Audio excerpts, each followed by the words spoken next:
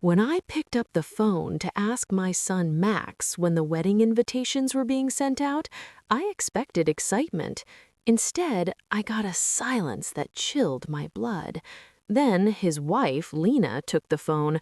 With a voice as cold as a winter morning in Chicago, she said, "Oh, Renata, we actually got married yesterday. It was a very small ceremony. We only invited special people." Those 4 words, "only special people," hit me harder than a physical blow. For 3 years, I had been the one paying their $500 monthly rent. I had filled their refrigerator when they were broke. I had bought every stick of furniture they sat on. But on the most important day of my only son's life, I wasn't special. I was just an ATM. But Lena was about to learn a very expensive lesson. When you turn out the lights on a mother's love, you shouldn't be surprised when you find yourself trapped in the dark. I stood there in my silent kitchen, looking at the pale pink dress I had bought specifically for their wedding. I spent $200 on that dress. I had $1,000 in an envelope ready as a gift. I had even taken extra shifts at the library, despite my back pain, just to make sure they had a cushion for their honeymoon. I went on social media, and there it was, the betrayal in high definition. Lena's parents were there, posing with champagne. Her siblings, her cousins, even her college roommates. Everyone was smiling. Everyone was special, except for the woman who made their lifestyle possible. Max called me later that evening. He sounded like a man reading from a script Lena had written for him. "Mom, it was just an intimate thing. Don't make a big deal out of it." I didn't argue, I didn't scream, I just did the math.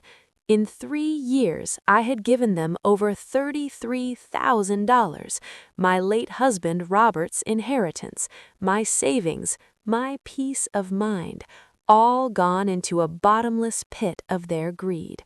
That night, for the first time in my life, I chose myself. I called the bank. 7 days later, exactly 1 week, Lena called. Her voice wasn't cold anymore, it was frantic.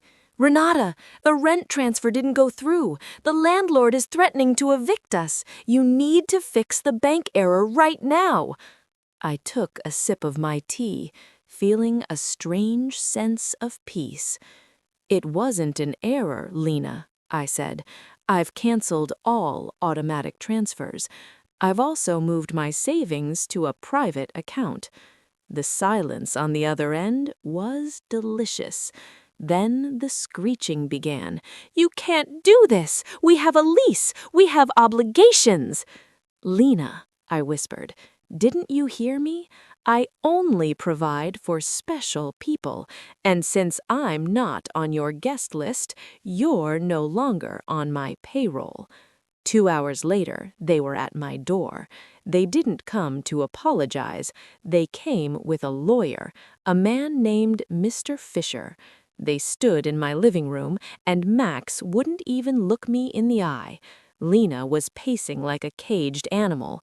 Mr. Fisher handed me a paper and said, "Mrs. Richter, your family is concerned about your mental capacity. Your recent erratic behavior, cutting off family support, suggests you may no longer be fit to manage your own finances. We are filing for legal guardianship." They thought I would break. They thought a 71-year-old widow would be terrified of the word incompetent. But they forgot one thing. I am the woman who raised Max alone after his father died. I am the woman who built the wealth they were trying to steal.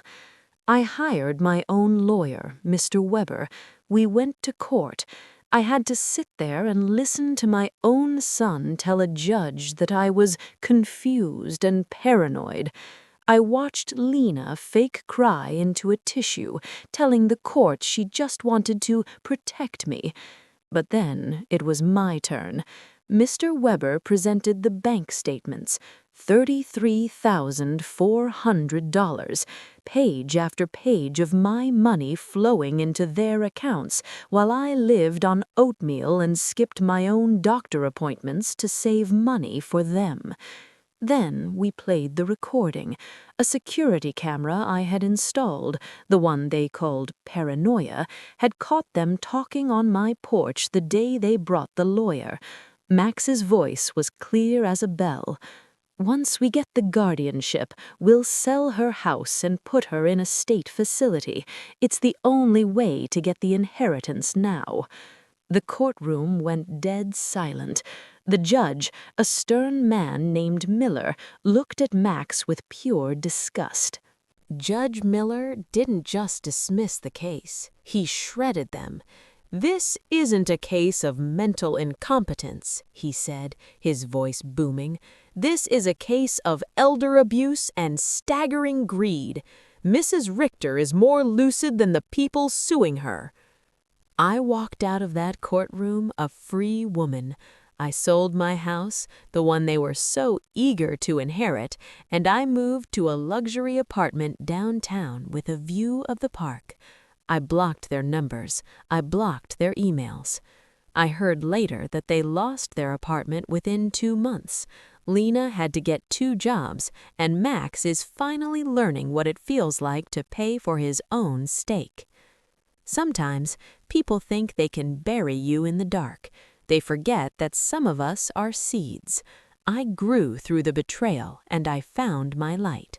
My name is Renata, and in my world, justice isn't just a word, it's a lifestyle.